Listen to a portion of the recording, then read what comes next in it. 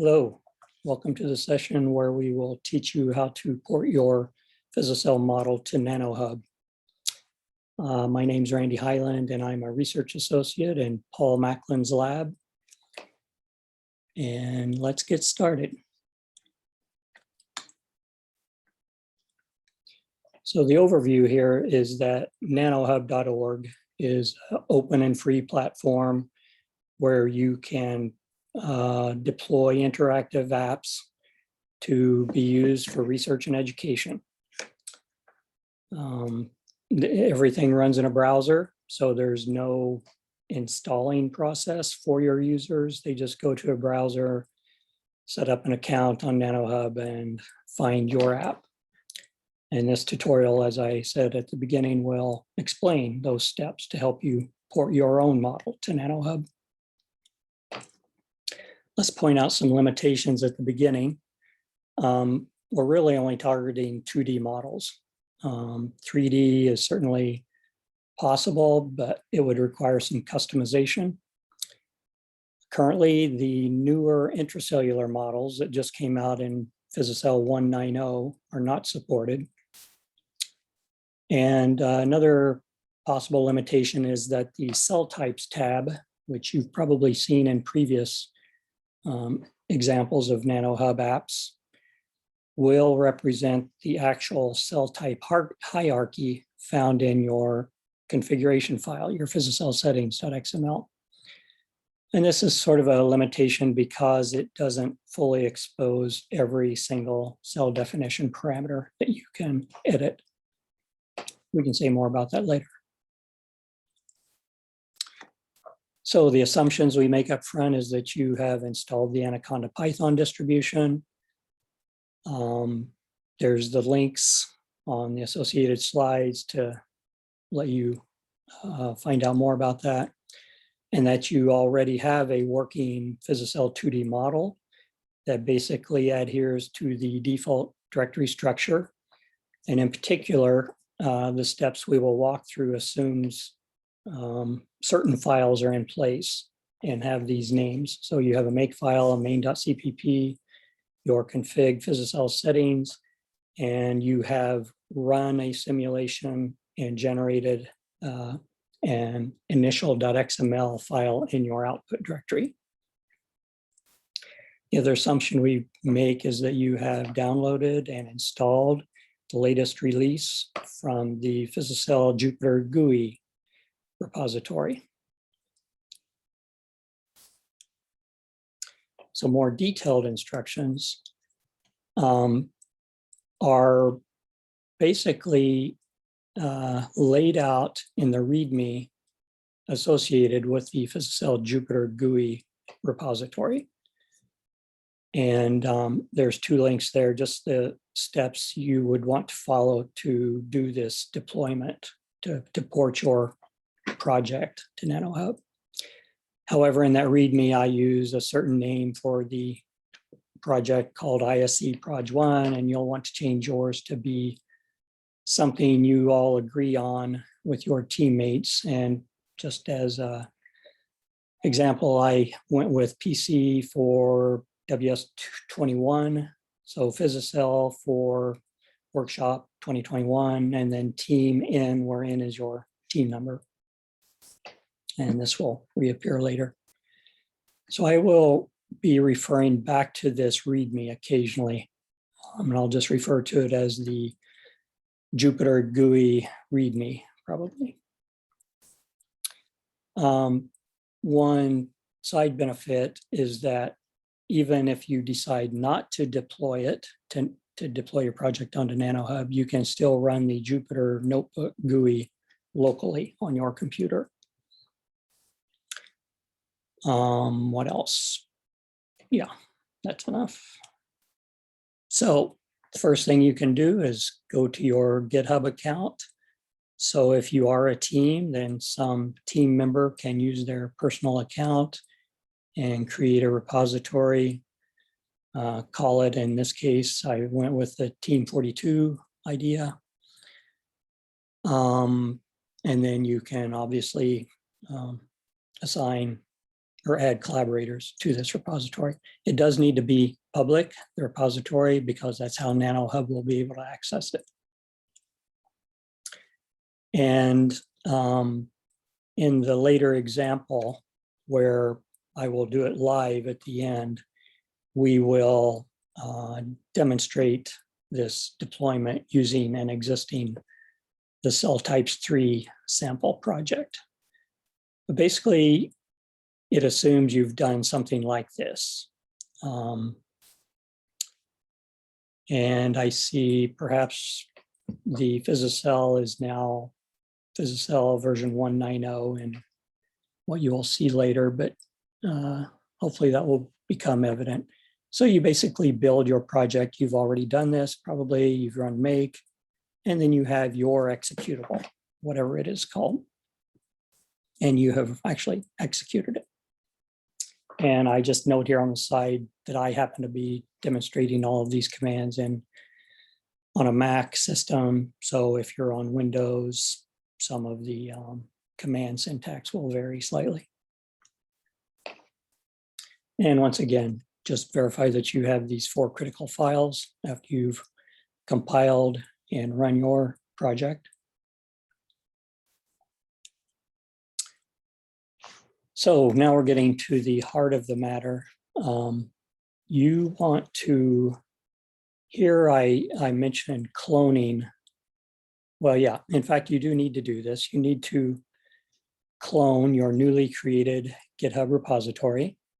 So it will be empty. This directory will be empty after you do that clone. And then here's the magic command that does a whole lot of things, which again, we will demo at the very end live.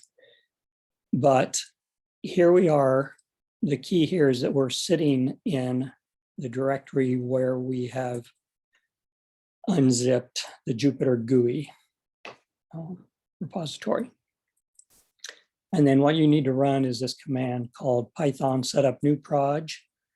And then wherever it is, you have cloned your GitHub repository. For me, it was just in my home directory. And on a Mac or Linux, I can specify that with tilde. You may need to specify the full path here. And the other argument is that you point it to the working project, your working project that you want to deploy. So for me, it was tilde PhysiCell. And then this last argument is the name of the app itself. So in this case, I just used the very same directory name as my app name. And once again, all of this is spelled out in detail on the Jupyter GUI README. So after you run this magic command, the Python setup new proj, you should then see all of these files in your repository directory, your new project. And this will be your Jupyter notebook. And notice it has the name of your directory.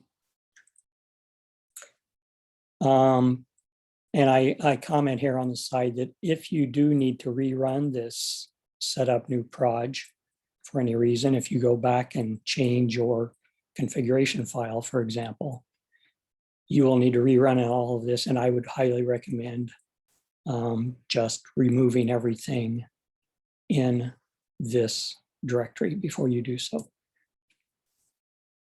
Okay. If you want to learn more about what's involved in that script, the setup script, it's based on this earlier work we did called XML to Jupyter. You can read about that.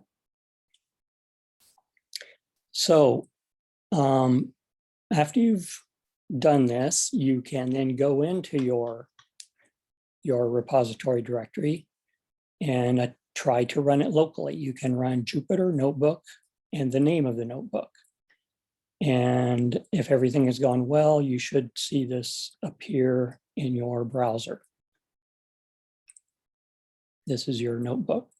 Then you need to actually execute that. So you go into the cell menu and click on Run All, and it will step through these Jupyter Notebook cells, they are called, and execute them. And then you should see this GUI displayed in your notebook. And it has multiple tabs. And by this point, you've already probably been introduced and seen lots of examples of these Jupyter GUI notebooks for PhysiCell.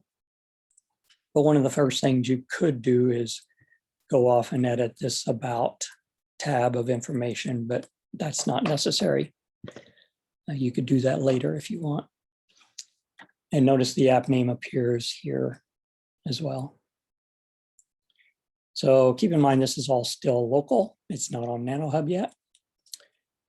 And here I just have some slides on if you do indeed want to go edit your About information. This slide describes how to do that.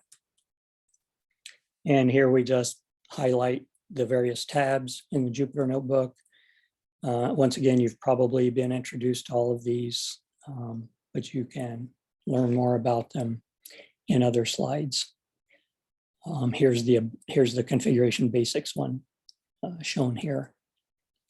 I have X'd out the animate tab just because even though it's functional, it can cause you a bit of a headache if you have a lot of output files generated. It could take a very long time to generate a video file for you. So just use with caution if you use it at all. So the final steps for the nanoHUB app, if everything looks good on this local version of the Jupyter notebook, you can, once again, referring back to the README of the Jupyter GUI repository, the steps to follow, you can go ahead and begin creating your nanoHUB tool. So probably by now you've already registered. If not, you need to do that. And then you can go to this link and create your new tool. And I think the next slide is showing, well, here's the register copy of what you see when you register on nanoHUB. Here's the where you create a new tool page. And basically you just want to fill in where all these red arrows are. I've duplicated what I said I would do with the Team 42 name. And down here at the bottom, you want to be sure to click on the that you're hosting things in GitHub down here. And you also want to be sure to click on that you're, that's a repetition, never mind. You want to be able to be sure you click on that it's a Jupyter notebook, specify where your repository is located, and then add any other developers, teammates that you want to be on the development team. Here I added Paul's handle, which I remove after the fact simply because I don't want him to receive additional emails. But that's the basic idea for filling out the create a new tool. And once you click the register tool down here at the bottom, the next page you should see is this. And so that is the one you click this link, my code is committed, working and ready to be installed. So this is after you've tested it locally and you've got it committed, pushed and committed to your repository. Here's what, well, so after you do the commit on the previous page, after you click this link, you should receive an email that basically just says, okay, we've received your request to install, and it will take them some amount of time. It can vary from minutes to hours, depending how busy they are. And they will install it, and then you will receive another email pointing you to a link with your status of your app. And that's where you would go and click the test. There's a test link to let you test it before it's actually published in their terminology. So before you ever publish your app, you want to be sure it's tested and working as you expect.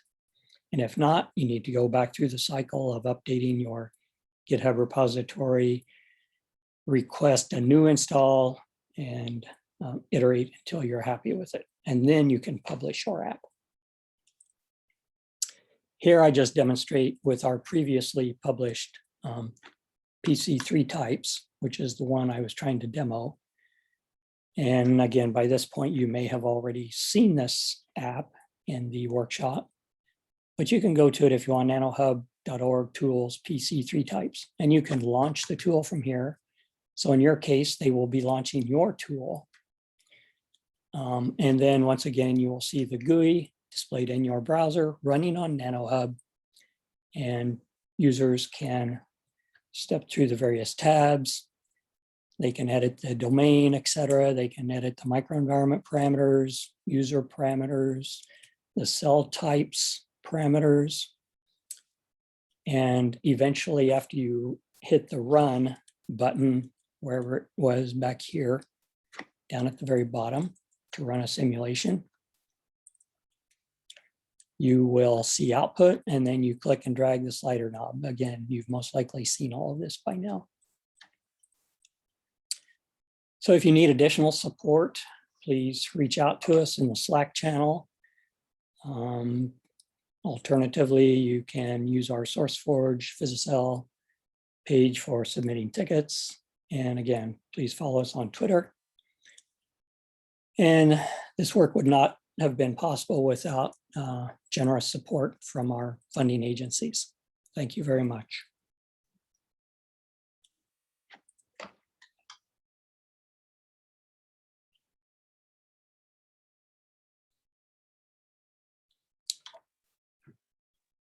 Okay, now we're going to try to demonstrate live how you run this setup script to let you create your app. And I'm going to attempt to do this from a single window so that you can see things more easily rather than have 2 or 3 windows up. So here we are looking at the directory where I have downloaded and unzipped the Jupyter GUI repository. So this is where we will run that magic command eventually, but I wanted to show you the other directories that will be involved. So, and I use this Unix command called pushd to push me to a different directory. And now I'm sitting in my directory, which is an empty directory of the GitHub repository that we created to hold our new app code. So if I do an ls, sure enough, it's empty. And then if I push over to my third directory, this is where you would have your actual PhysiCell project located. And here I've, again, downloaded the latest PhysiCell 1.9.0 release and unzipped it, and it creates this directory. And it contains all of the typical PhysiCell files that you would see in your root directory. And so I've gone ahead and precompiled the cell types 3 sample because we will be using it just as a demonstration.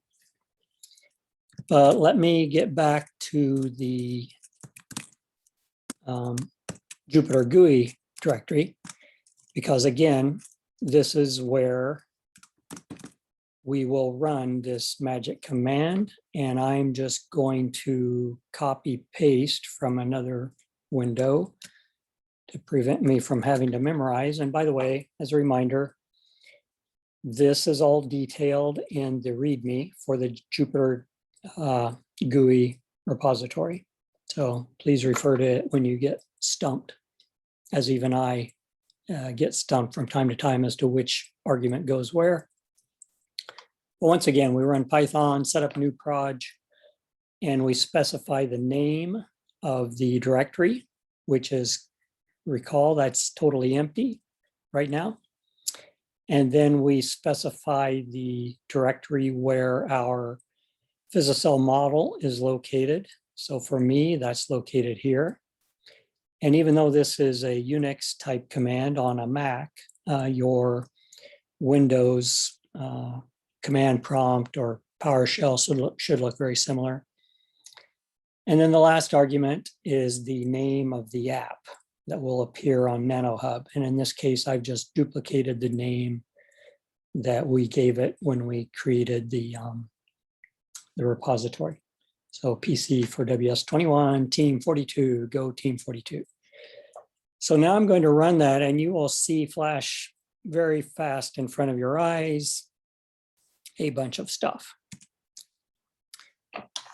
And the last thing you will see is that it tries to import something called the HUBlib UI. And this is an aside, but that would allow you to, after you click the run button of the GUI, it would change to a cancel button. And that only works, unfortunately, on Macs and Linux. On Windows, you never see the cancel button, and you would indeed need to just kill your run if you should use the run button in the GUI. But the other things here is basically this script parses your PhysiCell XML, your configuration file, your PhysiCell settings.xml. It generates the contents of each GUI tab from that. And it also copies over some of those 4 key files that I mentioned to you earlier in the slides, your make file and the main.cpp, etc. And it does some other stuff. You don't really need to be concerned so much about the details. However, the details are spelled out in the Jupyter GUI README if you really want to know. Okay, so if that worked correctly, then we should be able to push back over into this what was empty PC for ws2021 team 42. And now if we do an ls or a dir on Windows perhaps, we see that we have a new directory structure, which is what nanoHUB is expecting. So it expects a template of directories and files, and we have provided that through this master setup script. So the next thing you could do is actually run this Jupyter notebook that is generated. And to do that, assuming you've installed the Anaconda Python, you would type in Jupyter notebook. I'm going to copy paste .ipynb.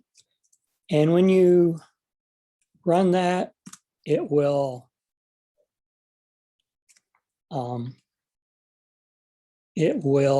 display your notebook locally, and you can follow those steps I mentioned in the slides. Go to cell, run all.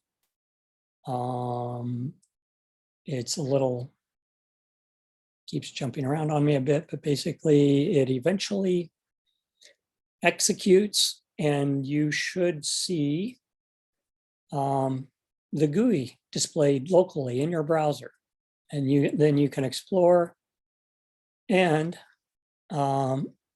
had you compiled your actual executable, the cell types 3, and copied it into an appropriate directory of this application folder, then you could actually hit the run and it would execute, and you would eventually see this outplots updated.